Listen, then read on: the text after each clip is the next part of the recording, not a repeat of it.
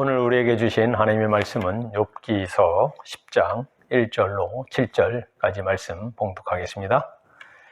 내 영혼이 살기에 곤비하니 내 불평을 토로하고 내 마음이 괴로운 대로 말하리라. 내가 하나님께 아뢰오리니 나를 정죄하지 마시옵고 무슨 까닭으로 나와 더불어 변론하신지 내게 알게 하옵소서. 주께서 주의 손으로 지으신 것을 학대하시며 멸시하시고 악인의 꾀에 빛을 비추시기를 선히 여기시나이까. 주께도 육신의 눈이 있나이까. 주께서 사람처럼 보이시나이까. 주의 날이 어찌 사람의 날과 같으며 주의 해가 어찌 인생의 해와 같기로. 나의 허물을 찾으시며 나의 죄를 들추어내시나이까. 주께서는 내가 악하지 않은 줄을 아시나이다. 주의 손에서 나를 벗어나게 할 자가 없나이다. 아멘. 오늘은 개천절입니다. 오래전에 어느 집에 전도를 갔는데 제가 그분이 맞이했기 때문에 질문을 해봤어요.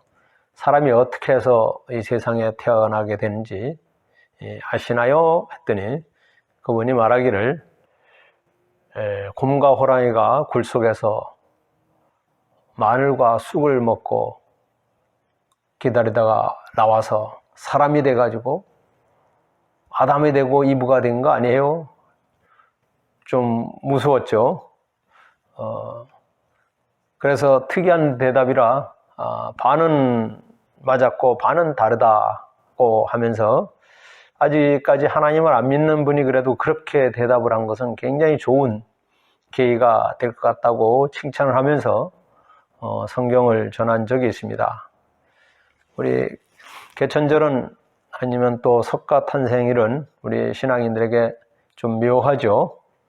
그래도 하루 쉰다는 것 때문에 뭐 좋아들 하긴 하겠지만은 로버트 D. 윌슨의 글에 보면은 작은 하나님을 믿는 큰 성도가 있고 큰 하나님을 믿는 작은 성도들이 있다고 합니다.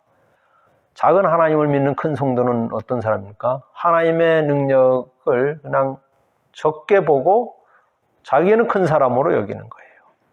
큰 하나님을 믿는 작은 성도는 크고 위대하신 하나님 믿는 겸손한 성도를 말한다 하겠죠. 우리가 하나님 믿는데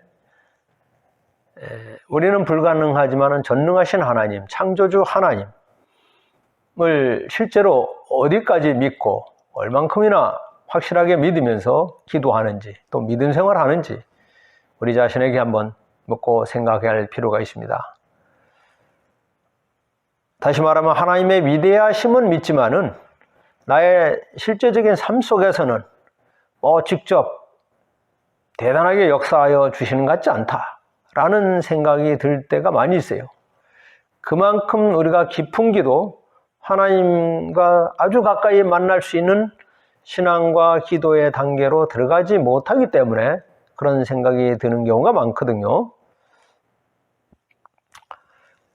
많은 사람이 세상의 지식과 인간적인 판단으로 그런 것들이 자기 마음 속에 너무 뿌리 깊이 박혀 있기 때문에 하나님을 전능하신 하나님 이렇게 입으로 말하면서도 그 마음으로는 작은 하나님으로 생각하면서 믿음 생활하는 경우가 있습니다.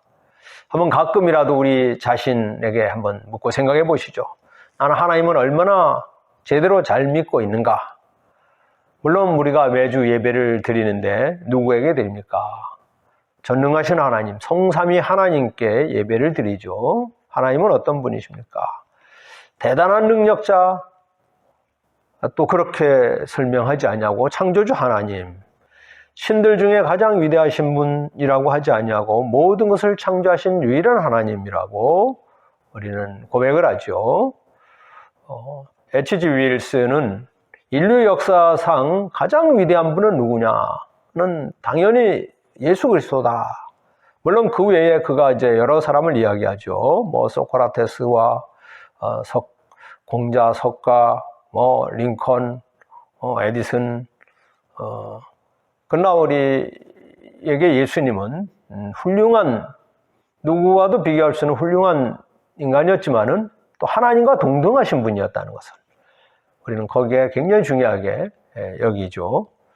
링컨이나 에디슨 그런 훌륭한 이들 또 하나님을 믿는 사람, 정치가요, 과학자였죠. 또 그 외에도 뭐 세상을 호령하고 정복했던 사람을 이야기하기도 합니다. 대단한 정복의 이름을 남긴 사람들, 또 엄청난 그 영향력을 행사했던 독재자들, 또 어떻든 나쁜 영향이라도 영향은 크게 끼쳤죠. 북한의 김일성 같은 독재자도 죽어서까지 우상화하면서 기독교를 적대시하는 것을 우리는 압니다. 김정일이 푸틴하고 잠깐 만났대요. 그래가지고 자기 부하들의 충성심을 서로 자랑했는데 푸틴이 자기 부하를 한 명 불렀어요. 그래서 얼마나 절대 충성, 복종을 하는지 시험하기 위해서 자네 저 창문 열고 여기가 7층인데 뛰어내려. 그랬더니 이 부하가 눈물을 흘리면서 무릎을 꿇고 저는 처자가 있습니다. 그랬더래요. 그거 말고는 뭐든지 시킨 대로 하겠습니다. 알았어 했어요. 좀 있다가 김정일이가 자기 부하를 불렀어요. 저기 7층에서 뛰어내려 했더니 부하는 말하기를 저는 처자가 있기 때문에 뛰어내릴 수밖에 없습니다 하고 가더랍니다. 여러분 누가 더 셉니까? 독재를 하는 자를 세다고 말하지 않죠. 인간이 엄청난 것을 만들어냈다면 무엇을 꼽을 수 있습니까? 지구상의 엄청난 기구들을 보죠. 하늘 나는 비행기, 300년 전만 해도 상상해냈겠습니까? 커다란 기계, 쇳덩이에 수백 명의 사람을 싣고 난다는 거. 그보다 이제 비할 수 없는 우주선이 있고 공포스러운 이 파괴력을 가진 원자폭탄이 있고 또 우리가 하루도 이거 없으면 살 수 없다고 하는 뭐 휴대폰 뭐 등등 있습니다. 근데 우리가 하나님을 믿는 믿음이 다른 이 뭐 자동차나 휴대폰이나 이런 거는 몇 시간만 없으면 굉장히 불편하잖아요. 근데 하나님은 그냥 11날 동안, 몇 달 동안 하나님 가까이 하지 않아도 우리는 아주 자연스럽게 생활해요. 진짜 하나님을 내가 얼마나 가까이서 확실하게 믿느냐 이런 것을 놓고 한번 점검해보지 않을 수가 없어요. 성경에서 말씀하시는 하나님은 태초에 천지를 창조하신 분이에요. 태초라는 건 시간의 시작이거든요. 천지는 우주 만물을 칭하는 거예요. 그 짧은 한마디가 엄청난 하나님의 역사를 우리에게 전하고 있습니다. 창조론에 반대되는 과학이론이 뭐죠? 진화론이죠. 근데 이 다윈의 진화론에는 굉장히 중요한 그 숨은 이야기가 있습니다. 다윈이 이 말년의 병상에서 호프라는 부인이 그를 간호했어요. 호프는 넌지시 어느 날 진화론과 성경의 창조론에 대해서 같이 이렇게 이야기를 하니까 다윈의 얼굴이 굉장히 고통스러워하면서 사실 나는 제대로 정립되지 않은 이론을 가지고 발표한 과학자요. 그런데 이 정립되지 않은 이론이 종교가 되어버렸어요. 그러면서 실제로 자기가 주장했던 이 진화론에 대해서 후회하는 그런 이야기를 했답니다. 이걸로만 끝났으면 모르는데요. 그는 그래서 자기의 별장에 자기 집에서 일하는 사람들과 또 소작인들, 이웃들을 모아가지고 성경을 강연해달라고 그런 프로그램을 만들어달라고 요청을 했어요. 호프 부인은 그럼 무엇에 대해서 말을 할까요? 하니까 다윈이 말하기를 예수 그리스도요. 분명한 어조로 말하면서 구원에 대한 것이 최상의 주제가 아니겠소? 이렇게 대답을 했답니다. 실제로 그래서 그의 별장에서 어느 여름에 복음의 집회가 열렸다는 그 증거, 그 자료들이 지금 있어요. 이 당시에 이 집회를 준비했던 이는 바로 제임스 태건이라는 신학자였는데요. 또 당시에 영국 신문 잉글리시 처치에는 다윈의 회심과 임종 때 자기를 돌본 버든 에반스 부인에게 성경을 읽어달라고 특별히 부탁했던 내용과 교회 학교 학생들을 불러서 저 멀리 푸른 언덕에라는 찬송을 불러달라고 했던 아주 구체적인 기록들이 있어요. 다시 말하면 그는 젊었을 때 과학적인 업적으로 진화론을 한번 주장을 했는데 임종의 마지막 때에 가서는 정작 자기가 주장한 진화론이 아니라 그것을 후회했다는 이 정확한 근거들이 있다는 거예요. 그런데 이상하게도 그 후대에 많은 나라에서, 우리나라에서조차도 한국 교육은 아무 비판 없이 일찍이 이 진화론을 받아들여 가지고 그냥 수십 년 동안에 학교 교과서에 실리고 있습니다. 엄밀한 의미에서는 그렇다면은 다윈의 진화론과 함께 창조론도 같이 가르쳐야 되거든요. 미국 교회가 무너지는 계기는 바로 케네디 대통령이 미국 학교에서 성경을 가르치는 것을 못하게 했던 그런 사건에서부터 전환점이 많이 됐다고 합니다. 적어도 우리 신앙인들은 이 근거 없는 허구성의 진화론을 제대로 알고 하나님의 창조론에 대한 분명한 믿음을 가지고, 그리고 그 위에 주님에 대한 사랑과 우리의 구원의 소망을 가져야 되겠습니다. 우리가 예배를 드리는 하나님은 어떤 분이세요? 그냥 위대한 분이 아니에요. 전능하신 하나님, 우리의 유일한 창조주시고 우리의 생명과 영원, 이 세상과 그 이후까지 주관하여 주신 하나님이잖아요. 애플사를 창립한 누구죠? 스티브 잡스는 세상을 떠나기 전에 어느 인터뷰에서 어떤 자기의 종교에 대해서 질문을 받았어요. 그랬더니 그는 말하기를, 나는 가끔 하나님을 믿었고 가끔은 믿지 않는다고 고백을 했습니다. 그런데 그가 암 진단을 받고 나서는 나는 믿고 싶다, 이렇게 표현을 했다는 것입니다. 그에게 죽으면 모든 것이 사라진다는 것은 받아들일 수 없는 이런 생각이었다는 거죠. 그런데 여기서 중요한 거 하나는, 믿고 싶은데 문제는 그만한 믿음이 잘 안 생긴다는 거예요. 왜 그럴까요? 왜? 믿음이 들어가야 될 우리 영혼 속에 인본주의와 이 세속화되어진 여러 가지 것들과 과학주의가 가득 차 있었기 때문에 하나님을 향한 이 절대적인 믿음이 뿌리 내리거나 거기서 자라날 틈이 너무 없어진 거예요. 여러분, 은혜를 입고 살아가는 사람과 은혜 없이 사는 사람이 똑같이 어떤 고난을 겪을 때 고난을 통해서 하나님을 제대로 알고 제대로 믿게 되는 사람이 있는가 하면은 그 고난 때문에 하나님의 사랑을 부정하고 오히려 의심하는 사람도 있습니다. 어떤 사람은 욥기 1장을 읽고 세상에서 즐거운 일을 조금 하면은 반드시 돌아가 가지고 성경을 더 읽으면서 자기 심령에 비어진 부분에 하나님의 말씀으로 다시 채웠다는 그런 이야기가 있습니다. 그게 왜 욥기 1장이냐고요? 여러분이 욥기 1장을 한번 읽어보십시오. 욥이 그 자녀들을 처음에 불러서 잔치를 하고 나서는 어떻게 했었는지. 하나님의 말씀은 끊임없이 자연 속에 또는 고통과 즐거움 속에서 우리에게 우리의 의문을 일어날 때 거기에 답을 주시고 하나님의 분명한 음성을 주십니다. 다만 우리가 그 음성에 귀를 기울이고 있는가 그러지 않은가, 이것이 우리에게 문제거든요.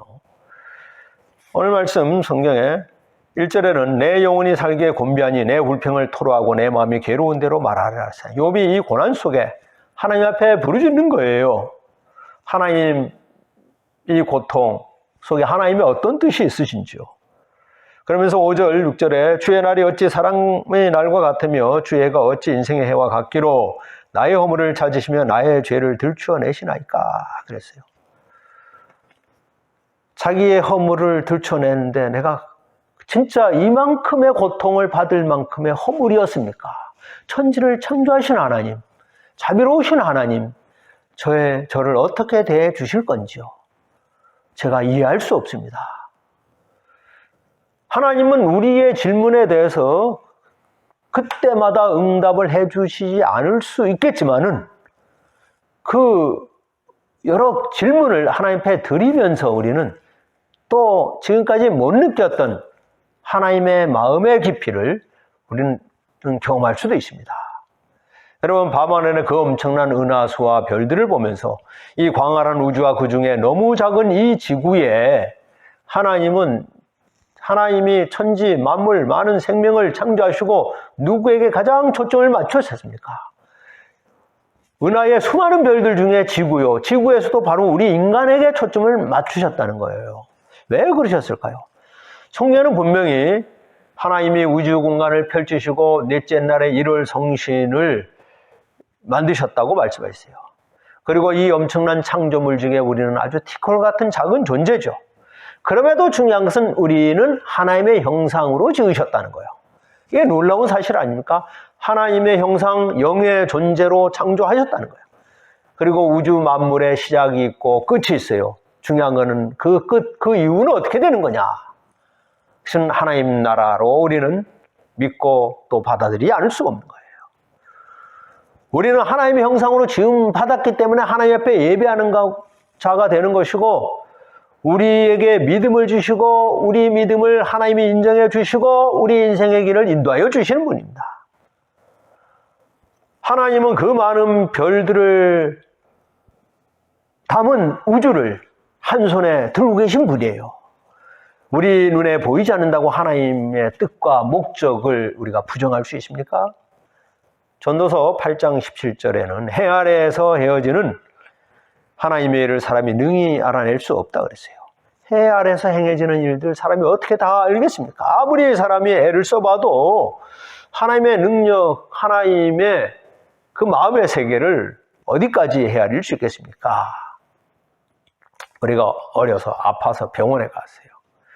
병원에 가니까 주사를 맞아야 된다 그랬어요. 주사 맞기 좋아하는 사람은 아무도 없죠. 그래서 안 맞으려고 엄마를 불러요. 근데 엄마는 바로 옆에서 뭘 하고 있냐면은 내 팔을 꽉 붙들고 있어요. 주사를 놓지 말아달라고 부탁하고 싶은데 오히려 내 팔을 꽉 붙들고 주사를 놓게 하는 그 엄마를 보면서 어린아이가 얼마나 엄마에 대해서 원망스럽고 배신감을 느꼈겠습니까? 그러나 조금만 더 크면은 이것도 엄마가 나를 사랑하시는 하나의 사건이었다 이렇게 느끼죠. 주사를 맞는 것도 엄마가 허락한 거예요.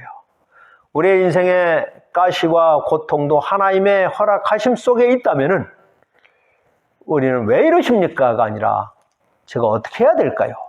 이 대답이 나올 것입니다.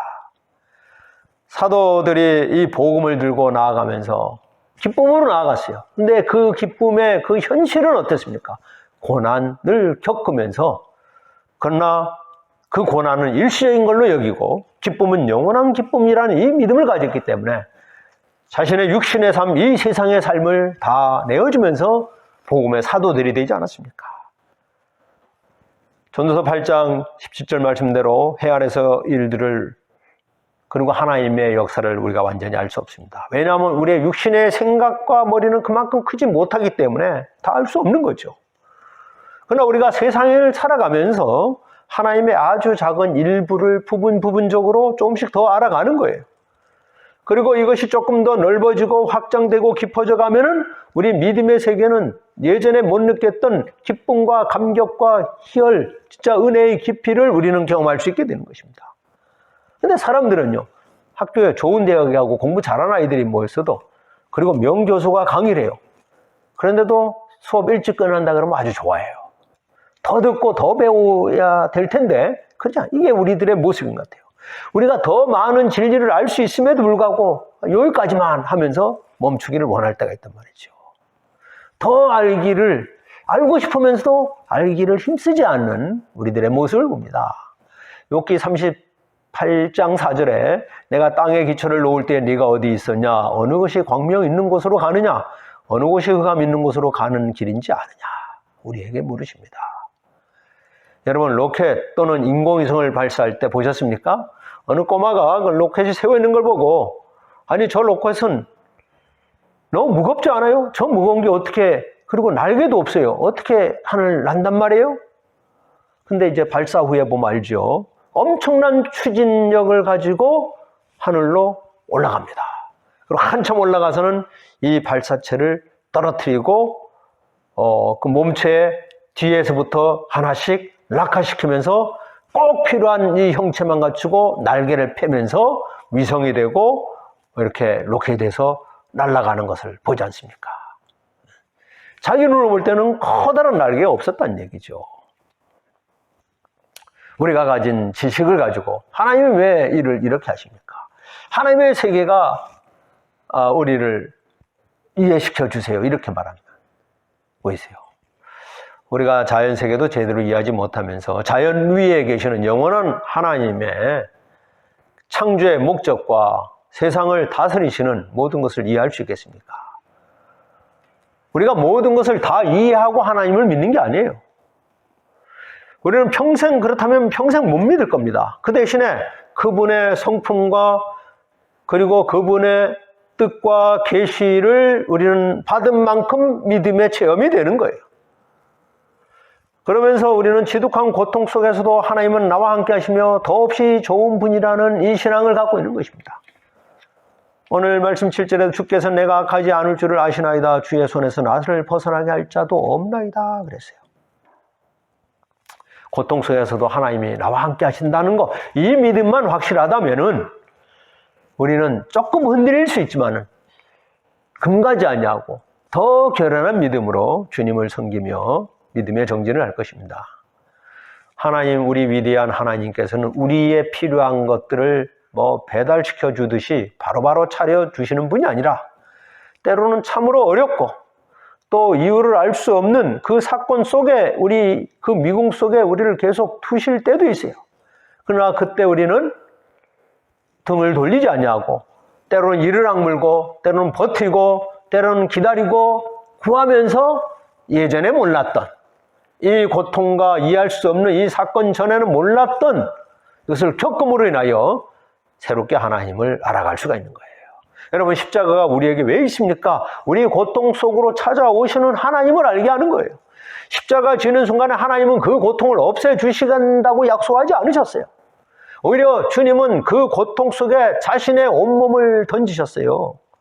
이것이 악에 대한 승리이고 죄와 불신에 대한 주님의 승리였습니다.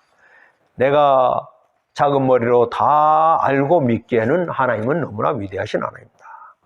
다만 하나님은 천지를 창조하시고 우리 곁을 멀리 떠나서 팔짱 끼고 보시는 분이 아니라 항상 우리 옆에 계시면서 우리를 살펴주시는 하나님이죠. 그 하나님을 우리가 믿는 거 아닙니까? 내가 영원히 이해하지 못할 사실은 그토록 무한한 능력의 하나님이 어떻게 나 같은 사람을 사랑할 수 있을까? 이런 의문이 우리가 가질 수도 있는 거예요. 결론은 그럼에도 형편없는 우리를 사랑하셨다는 게 이게 복음 아니에요. 거기에 핵심은 바로 예수님의 십자가입니다. 우리 마음속에는 수많은 더러운 것들이 묻어 있는데 사실은 이 더러운 것이 안에 있다가 그냥 지워지고 소멸되면 참 좋은데 어떤 적절한 상황이 되면은 이것이 수면 위에 떠올라요. 그리고 적나라하게 드러나요. 그 세력에 이 세상에 충돌하는 것을 우리 자신이 느낍니다. 이것이 바로 우리의 죄악된 모습이고 이 모습에서 우리가 벗어나야 될 존재인데 스스로 벗어나지 못하기 때문에 예수님이 이 땅에 오신 것이죠. 미국 사람들에게 조사를 한 것을 보니까 미국 사람들의 거의 90% 가까이가 자기의 도덕성이 평균 이상이라고 생각을 한답니다. 한국 사람들에게 물으면 어떨까요? 아마 절반 이상, 3분의 2 이상은 그래도 나는 어느 정도 양심의 사람이다. 이렇게 아마 여길 것 같아요. 그런데 문제는 세상에는 부덕한 일이 왜 이리 많습니까? 나머지 1, 20%가 그것을 다 하고 우리는 다 피해자란 말입니까? 근데 우리가요, 하나님을 진짜 대면하고 나면은 나는 나의 도덕성은 평균 이상이 아니라 그 이하입니다. 라는 고백을 하게 됩니다. 그래서 우리는 영원한 형벌을 받을 수밖에 없는 존재지만은 우리가 너무나 감사한 것은 하나님이 우리를 하나님의 자녀로 삼아 주심으로 인하여 어떤 벌도 내리시지 않겠다고 선언을 하셨어요. 그래서 우리는 그 거룩하신 하나님 앞에 날마다 참회와 감사의 마음을 갖습니다. 그리고 그 하나님을 경배하고 예배할 수 있다는 것이 얼마나 우리에게 영광스러운 일이죠. 이 작고 보잘것없고 허물없는 우리를 기다렸다는 듯이 받아주시고 우리가 모든 것을 하나님 앞에 올려드리며 겸손히 또 자복하고 기도하며 하나님 보실 때는 아주 작은 것이지만 우리의 정성을 다하여 드릴 때 하나님은 기쁨으로 받아주시니 우리는 하나님의 자녀라는 것이 얼마나 복되고 삶이 이 환희가 넘칩니까? 하나님의 창조의 세계는, 그리고 그 능력은 참 오묘합니다. 우리는 그 앞에 한낱 아주 약하고 작은 피조물입니다. 우리가 깊은 물속에 자기 몸이 휩쓸려 가는 것을 보면서 얼마나 무력한 자라는 것을 알게 되죠. 높은 산 위에서 세상을 보고 사람들을 볼 때 얼마나 작은 존재라는 것을 알게 됩니다. 이 어마어마하고 놀라운 세계를 창조하신 하나님 앞에, 그 하나님을 우리가 얼마나 알고 있으며 얼마나 하나님 앞에 맡기는 삶을 살고 있는가. 그런데 하나님은 우리에게 그 만물을 다스리는, 그리고 바르게 다스리는 이 권세를 우리에게 주셨어요. 그리고 하나님의 창조자이심을 알 수 있도록 여러 방편을 통해서 우리에게 알게 하여 주셨어요. 우리의 인생을 좀 더 깊이 생각하면, 조금만 더 우리를 생각하고 우리의 생명의 주권자이신 하나님을 생각하면은 우리의 몸과 정신 아니라 우리의 영혼의 존재로서 우리를 빚어주셨고, 우리가 스스로 죄를 이기지 못하는 존재이기 때문에 우리의 구원자로 예수님을 보내셨다는 것을 절대적인 하나님의 사랑으로 우리는 받게 되는 것입니다. 그래서 때로는 우리는 하나님을 믿기 때문에 하나님의 말씀을 받아들이고 바른 열심을 가지고 열심히 주님을 섬기죠. 이것이 우리에게 기쁨이 되고 삶의 활력이 되어지고 하나님을 기쁘시게 하는 삶, 그것이 바로 우리의 영광이라는 이 삶의 고백을 하는 것입니다. 그래서 우리는 하나님이 주시는 세상과 천국의 약속을 바라보며 나아가는 소망의 산 증인이 되어지고, 이 소망의 약속이 우리가 더불어 살아가는 사람들에게 마음껏 전파시키는 저와 여러분이 될 수 있기를 간절히 기원합니다. 기도하시겠습니다. 우리를 사랑하시는 아버지 하나님, 우리의 속사람, 우리의 살아온 삶의 흔적, 자랑할 것이 없는 우리 이대로 아시는 아버지 하나님, 그럼에도 우리는 평생에 그 엄청난 고난까지는 겪지 않았습니다. 또 한편으로는 주님의 복음을 위해서 우리가 어디까지의 고난을 감내하며 걸머졌는지 생각할 때 힘이 부족하고 부끄러움을 고백합니다. 그래도 우리는 감사하며 주님의 영광, 그 은혜의 그늘 아래 거할 수 있음을 또한 감사를 드립니다. 진심으로 이 세상 만물을 보면서 우리의 영원한 창조주 하나님을 어떻게 우리는 영광을 올려드릴까? 하나님 앞에 함께 영광을 올려드려야 될 영혼들을 생각하며 기도하게 하여 주옵소서. 이 나라, 이 국민들을 굽어 살펴주시오며 바른 진리의 정신 아래 서게 하여 주시오며 우리 조국 대한민국과 대한민국 교회를 다시 일으킬 수 있도록 주님 역사하여 주옵소서. 우리에게 주신 그 모든 능력도 우리 자신을 하나님의 사람답게 채우고 세워나가길 원하시는 하나님의 뜻을 저희들이 알아가면서 주님 앞에 올려드리는 저희들 믿음의 지체들이 되게 하여 주옵소서. 우리 주님 예수 그리스도의 이름으로 기도드리옵나이다. 아멘.